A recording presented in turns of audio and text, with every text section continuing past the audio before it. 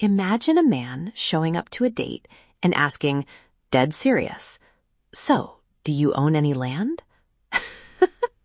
I let my streaming algorithm pick my dates for a week. It escalated. I'm Liv, your emotionally exhausted, chronically online host, and yes, we're doing the thing where an app basically becomes my wing person. Welcome to chaos. Right? First, the rules, because I don't want you canceling me mid-episode. 1 week, 7 nights, 1 date per night, and 0 vetoes from me. I literally exported my recommendations into a spreadsheet. Journalism of the soul. Safety check, though, because we are not animals.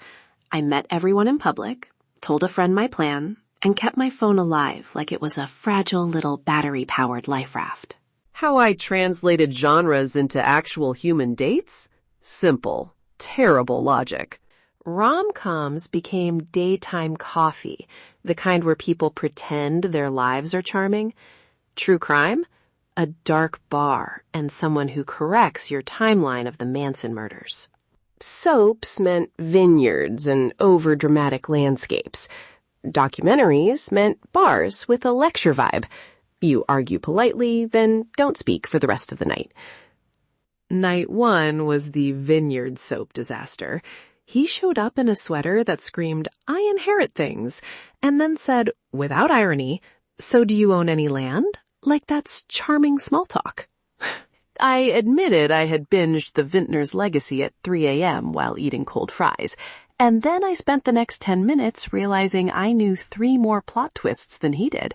Awkward power dynamics unlocked. At some point, he asked who I'd side with in a fictional inheritance fight. I said, very honestly, whoever brings better snacks. He then tried to decide if charcuterie counted as legal counsel. Imagine that. We left with me promising to text him about the soil and me not texting him about anything. Lesson: if your streaming diet includes weekend-length melodramas, you might attract people who measure feelings in acreage. Night 2 felt like a TED Talk aggressively flirted with a happy hour. My documentary match, Sam, wore documentary energy like cologne.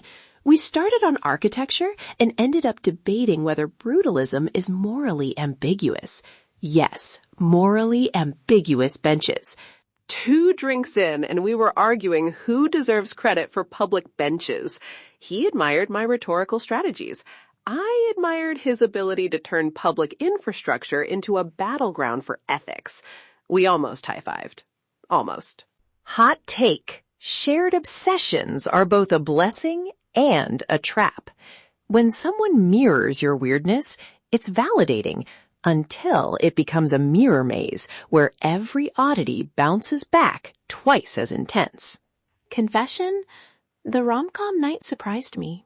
He ordered an alarmingly average coffee and smiled like he was trying not to be nervous. We traded embarrassments.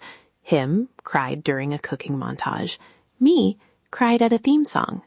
And we both laughed because it was normal and human. It wasn't fireworks, but it was not exhausting. It reminded me, algorithms can pair interests, but they can't teach kindness or how someone answers at 2 a.m. when you text them a spiral, right? Midweek turned into a montage of genuinely terrible choices and tiny unfair delights. Case in point, reality TV stan who narrated his life like it had commercial breaks. Every anecdote a production twist. Then there was the anime person who gave me a 12-minute thesis on character tropes I didn't ask for. I mean, fascinating, but also, whoa. And the true crime guy who kept trying to solve cold cases between sips? Bless him. Earnest, but a little intense. It's charming until you become his accomplice in armchair detective work. Noted. Pattern spotting? Absolutely. Melodrama binges correlated with dramatic optimism about betrayal.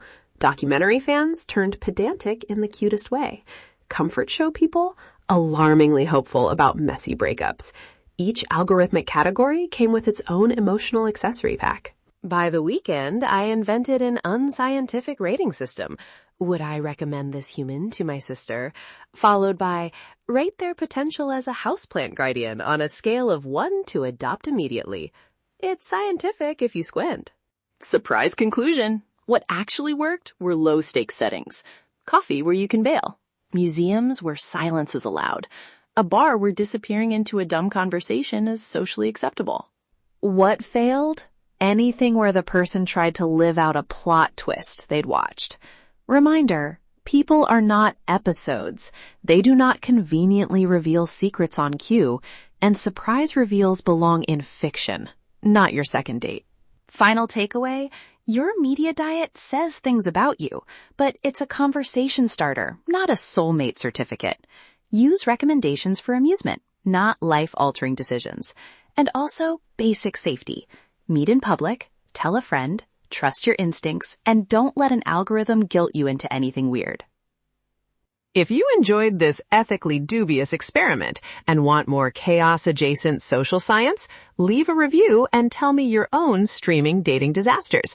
I will read them, laugh, and probably steal them for content. Ethically, of course. If today's episode made you laugh, question humanity, or feel slightly better about your own life choices, then my job here is officially done. Thanks for listening. Stay chaotic.